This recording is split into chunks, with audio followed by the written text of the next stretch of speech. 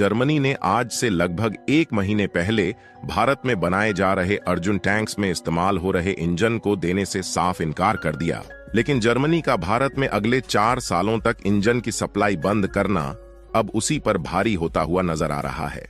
और ऐसा इसलिए क्योंकि हाल ही में एक खबर निकल कर आई कि टैंक्स में इस्तेमाल होने वाले 1500 हॉर्स पावर के इंजन को भारत ने खुद इंडिजीनियस तौर पर डेवलप कर लिया है। देखिए, इस बात में दो राय नहीं है कि इंडियन डिफेंस इक्विपमेंट की डिमांड दुनिया के कई देशों में बढ़ रही है, लेकिन जर्मनी जैसे देश यह नहीं चाहते हैं कि भारत डिफेंस के मामले में दूसरे देशों में अपनी पहचान बना पाए। और इसीलिए जब भारत ने एडवांस टेक्नोलॉजी वाले अर्जुन मेन बैटल टैंक्स को बनाने की शुरुआत की, तो इसकी पावरफुल क्वालिटी को देख अफ्रीका जैसे देशों से उसके ऑर्डर रिसीव होने लगे।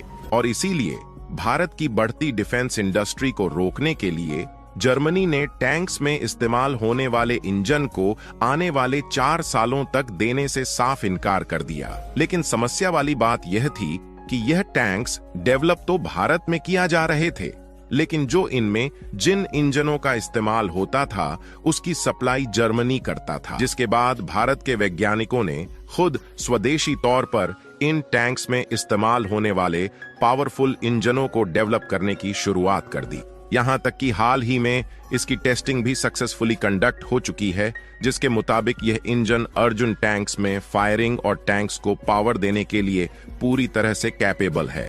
और देखा जाए तो यह भारत के लिए काफी खुशी का क्षण है, क्योंकि ऐसा पहली बार हुआ है जब भारत ने मेन बैटल टैंक्स के लिए इंजन को डेवलप किया है।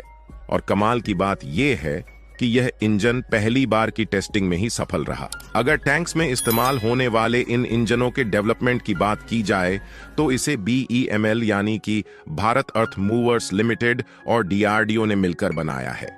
और इसकी कैपेसिटी भी 1500 हॉर्स पावर की है, जिससे यह ज्यादा वजन वाले टैंक्स को भी आसानी से कैरी कर सकते हैं। और साथ ही इसकी जो कैपेसिटी है वह हाई टेम्परेचर को भी आसानी से झेल सकती है।